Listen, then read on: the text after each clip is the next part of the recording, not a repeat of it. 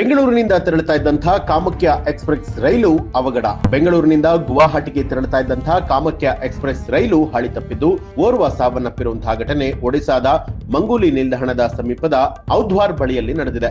ಯುಗಾದಿ ಹಬ್ಬದ ದಿನದಂದೇ ಈ ಒಂದು ಅವಘಡ ಸಂಭವಿಸಿದ್ದು, ಘಟನೆಯಲ್ಲಿ ಸುಮಾರು 11 ಬೋಗಿಗಳು ಹಳಿ ತಪ್ಪಿದೆ ಅನ್ನುವಂಥದ್ರ ಬಗ್ಗೆ ಮಾಹಿತಿ ಕೂಡ ಲಭ್ಯವಾಗಿದೆ. ಈ ದುರಂತದಲ್ಲಿ 50ಕ್ಕೂ ಅಧಿಕ ಜನ ಗಾಯಗೊಂಡಿದ್ದಾರೆ ಅಂತಲೂ ಕೂಡ ಹೇಳಲಾಗ್ತಾ ಇರುವಂತದ್ದು. ಸ್ಥಳಕ್ಕೆ ಈಗಾಗಲೇ ರೈಲ್ವೆ ಅಧಿಕಾರಿಗಳು ಭೇಟಿ ನೀಡಿ ಪರಿಶೀಲನೆಯನ್ನ ನಡೆಸ್ತಾ ಇದ್ದು, ರಕ್ಷಣಾ ಕಾರ್ಯಾಚರಣೆ ಮುಂದುವರೆದಿದೆ. ಟ್ರೈನ್ ನಂಬರ್ 12551 ಕಾಮಾಖ್ಯ ಎಕ್ಸ್ಪ್ರೆಸ್ ರೈಲು ಈ ಒಂದು ಅಪಘಾತಕ್ಕೆ ಈಡಾಗಿರುವಂತದ್ದು. ಒಟ್ಟಾರೆಯಾಗಿ ಇದರಿಂದಾಗಿ ಪ್ರಯಾಣಿಕರಿಗೂ ಕೂಡ ಸಣ್ಣ ಪುಟ್ಟ ಗಾಯಗಳಾಗಿದ್ದು, ಸ್ಥಳೀಯ ಆಸ್ಪತ್ರೆಗೆ ಅವರನ್ನ ದಾಖಲು ಮಾಡಿ ಚಿಕಿತ್ಸೆಯನ್ನ ಕೂಡ ಕೊಡಲಾಗ್ತಾ ಇದೆ.